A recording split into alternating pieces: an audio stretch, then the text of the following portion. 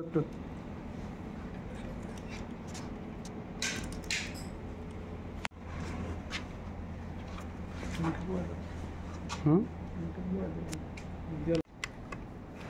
বন্দে মাতরম, ভারত মাতা কি জয়। উপস্থিত সকল সাংবাদিক গণকে আমার নমস্কার। বিকশিত কৃষি সংকল্প অভিযান, যার মুখ্য উদ্দেশ্য আগামী খরিফ মৌসুমে দেশে খাদ্য শস্যের উৎপাদন বৃদ্ধি করা। 29শে মে শুরু হয়ে গত 12 জুন সমস্ত ভারতবর্ষের সাথে ত্রিপুরা অন্নদাতা গণের স্বতঃস্ফূর্ত উপস্থিতিতে অত্যন্ত সাফল্যভাবে সমাপ্তি হয়েছে।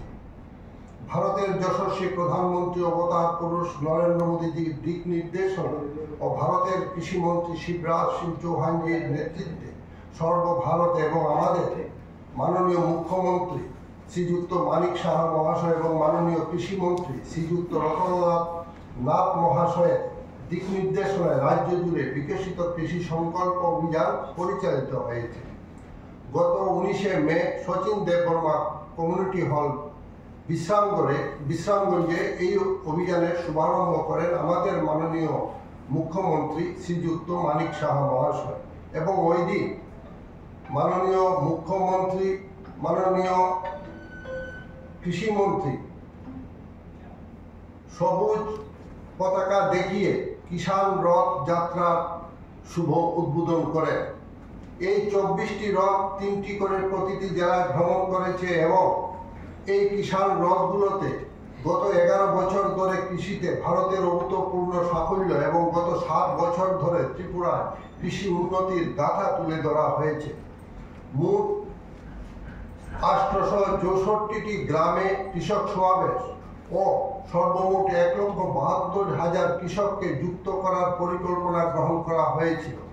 সরকারি পরিসংখ্যান অনুসারে 956টি গ্রাম এই অভিযানের সাথে যুক্ত হয়েছে ও 873টি কৃষক বার্তালাপ সভা করা হয়েছে এবং বার্তালাপ সভায় উপস্থিত ছিলেন 1,95,263 জন কৃষক ভাই বোন, যা আমাদের লক্ষ্যমাত্রার চেয়ে বেশি। প্রকৃতপক্ষে এই সমাবেশগুলোতে উপস্থিত ছিলেন 3 লক্ষেরও বেশি কৃষক।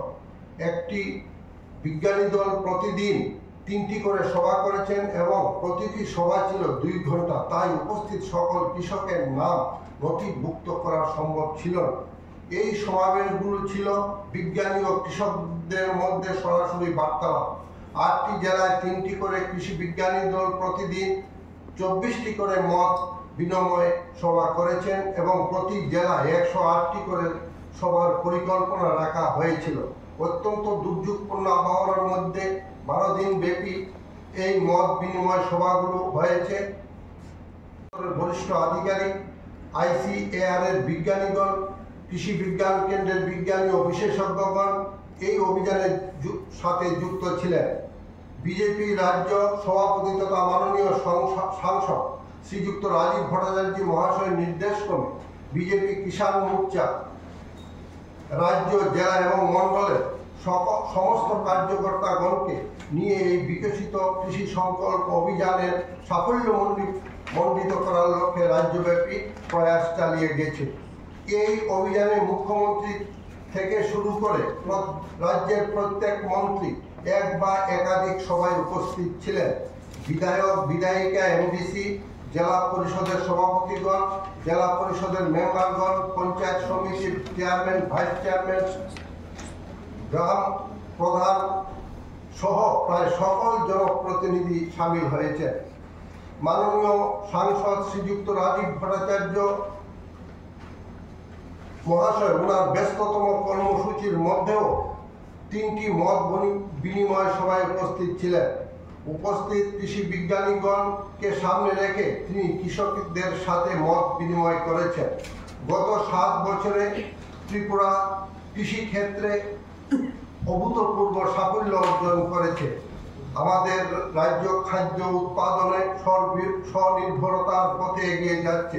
এরই মধ্যে সিপাহী জেলা, দক্ষিণ ত্রিপুরা জেলা, গোমতী জেলা খাদ্য উৎপাদনে স্বনির্ভর হয়ে গেছে। সিপাহীজলা, ধান, মৎস্য এবং দুগ্ধ উৎপাদনে সকল জেলা থেকে এগিয়ে রয়েছে।